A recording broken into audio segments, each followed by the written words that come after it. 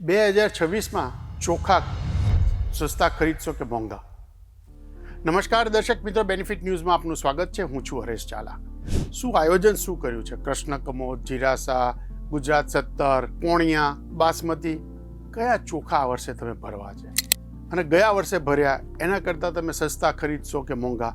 મગજમાં થોડીક ચિંતા વર્તાય છે. તો બેનિફિટ ન્યૂઝ તમારા માટે એક વિશ્લેષણ લાવ્યું છે જે તમને સ્થાનિકની સાથે સાથે સમગ્ર વિશ્વનું ચિત્ર આપશે. અને અત્યારે શું પ્રવાહ છે, ભારત સરકારની શું નીતિ છે, અને એના કારણે આ વર્ષે તમે સસ્તા ચોખા ભરશો કે નહીં, તે આ વિશ્લેષણનો સંપૂર્ણ અંક જોશો એટલે ખ્યાલ આવશે. તો આપણે શરૂઆત કરીએ વિશ્વથી. તો વિશ્વ આખામાં આ વર્ષે એટલે કે 2025-26ના વર્ષમાં લગભગ 540 મિલિયન મેટ્રિક ટન ચોખાનું ઉત્પાદન થવાનું છે. અને સમગ્ર વિશ્વમાં 700 મિલિયન મેટ્રિક ટન જેટલી ખપત હોય છે, સામે સ્ટોક પણ એટલો છે. એક એવો અંદાજ છે કે સમગ્ર વિશ્વમાં જેટલું ઉત્પાદન થાય છે ને એનું 50% વપરાશ માત્ર ચાઇના અને ભારત કરે છે. ભારત અને ચાઇના ઉપરાંત દક્ષિણ પૂર્વીય જે દેશો છે જેમ કે વિયેતનામ છે, ઇન્ડોનેશિયા છે, થાઈલેન્ડ છે, બાંગ્લાદેશ છે, ત્યાં પણ ચોખાનું સારું એવું ઉત્પાદન થાય છે. પરંતુ ભારત અને ચીન જેટલું નહીં. વિશ્વના પશ્ચિમી દેશોમાં ચોખાનો વપરાશ પૂર્વના દેશો કરતાં ઓછો છે. હવે મૂળ વાત પર આવીએ કે તમે ચોખા સસ્તા ભરશો કે નહીં, અને એનો સંપૂર્ણ આધાર ભારત ઉપર છે. સમગ્ર વિશ્વમાં ચોખાના ભાવ નક્કી કરવામાં ભારતની ભૂમિકા ખૂબ જ અગત્યની છે. અને ભારતના આ વર્ષના અંદાજ પ્રમાણે લગભગ આપણે 150થી 155 મિલિયન મેટ્રિક ટન ચોખાનું ઉત્પાદન થવાનું છે. એના સામે આપણો વપરાશ ઓછો છે. બીજું કે ભારત સરકાર પાસે જે બફર સ્ટોક છે એ બફર સ્ટોક લગભગ 30 મિલિયન મેટ્રિક ટન જેટલો છે. મતલબ કે આ વખતે આપણા પાસે સરપ્લસ એટલે માંગ કરતા પુરવઠો વધારે છે.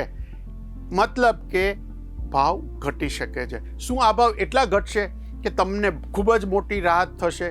જો એ સમજવું હોય તો આ વિડીયો અંત સુધી જુઓ. હવે આપણે સમજીએ કે સ્થિતિ શું છે.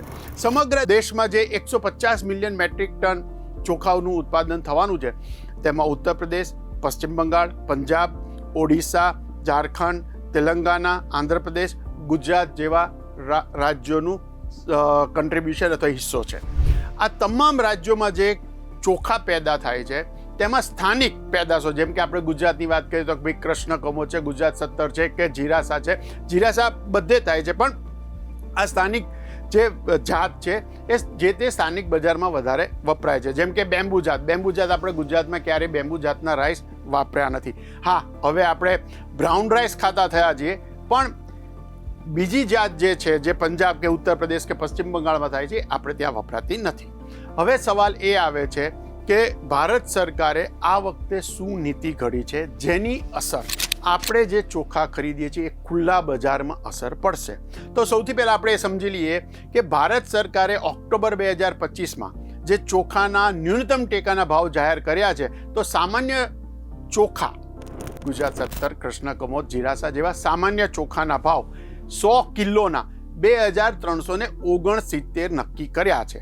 હવે એમાં પણ જે એ ગ્રેડ એટલે ખૂબ સારી ક્વોલિટીના હોય ચોખા, એનો ન્યૂનતમ ટેકાનો ભાવ 2389 એટલે કે 20 રૂપિયા જ વધારે નક્કી કર્યો છે.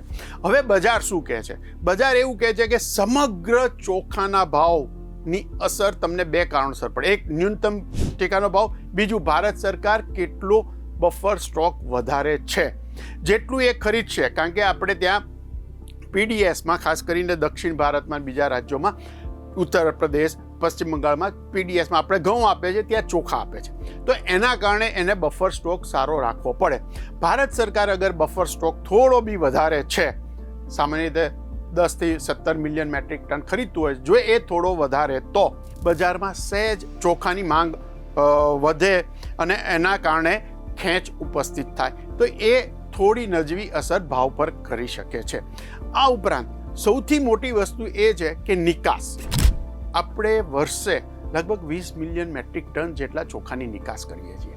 એમાં પણ બાસમતી ચોખાની સૌથી વધારે નિકાસ થાય છે.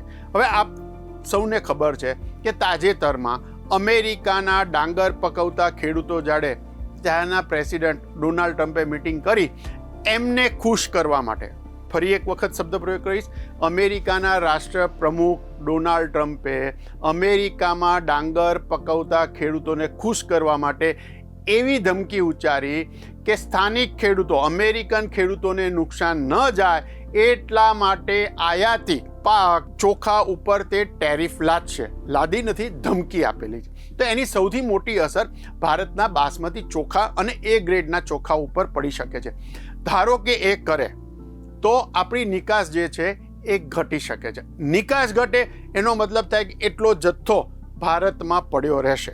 જો એ જથ્થો ભારતમાં પડ્યો રહે તો એની સીધી અસર ભાવ ઉપર પડી શકે છે. પણ નિકાસકારો છે, એક બજાર બંધ થાય તો બીજું બજાર શોધી જ કાઢે. એટલે ધારો કે વૈકલ્પિક વ્યવસ્થા અથવા વૈકલ્પિક બજાર એ શોધી કાઢે તો એની અસર સ્થાનિક બજારના ભાવ પર પડશે નહીં. હવે સવાલ એ આવે છે કે શું થશે, કેટલો જથ્થો છે અને કયા ભાવે પડશે. બજારના જે પ્રવાહો ચાલી રહ્યા છે એ પ્રમાણે એવું કહી શકાય કે તમારે પ્રતિ કિલો 35 રૂપિયાથી લઈને 45 રૂપિયા ચોખાના ભાવ ખરીદવાની તૈયારી રાખવી પડશે. તેમાં સામાન્યથી લઈને એ કેટેગરીના ચોખા આવે. હવે તમે બાસમતીની વાત કરતા હો તો બાસમતી તમારે લગભગ 90 થી 120 રૂપિયાના ભાવે ખરીદવાની તૈયારી રાખવી પડશે. જો બાસમતીની નિકાસ ઘટે તો અહીંયા ભાવ ઘટી શકે છે. નકર બાસમતીના ભાવ 90 થી 120 પ્રતિ કિલો રહેશે. એટલે ક્વિન્ટલના ભાવ તમે સમજી લો કે 9,000 થી 1,200 જેટલા રહે. આ આખું સ્થિતિ જોયા પછી હજી એક વસ્તુ તમે સમજી લેજો કે સમગ્ર વિશ્વમાં બફર સ્ટોક છે, સમગ્ર વિશ્વમાં સરપ્લસ ચોખા છે. આમ છતાંય કેટલાક પરિબળો હજી અસર કરી શકે છે. ચોખા બજારમાં આવવાનું શરૂ થઈ ગયું છે. તમને સ્થાનિક બજારમાં પણ તમે જ્યાંથી જથ્થાબંધ ખરીદતા હશો ત્યાં પણ નવા ચોખા ભાવ સાથે તમને કાર્ડ જોવા મળશે. પરંતુ હજી ખરીદી શરૂ થઈ નથી.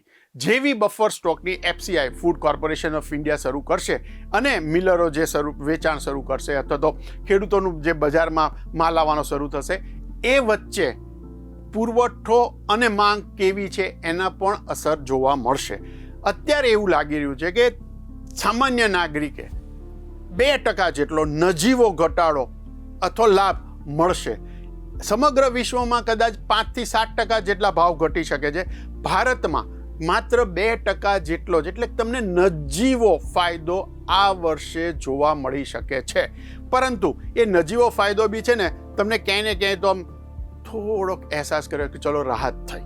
એટલે એવું લાગી રહ્યું છે કે ગત વર્ષની સરખામણીમાં આ વખતે ચોખાના ભાવ નીચા રહેશે.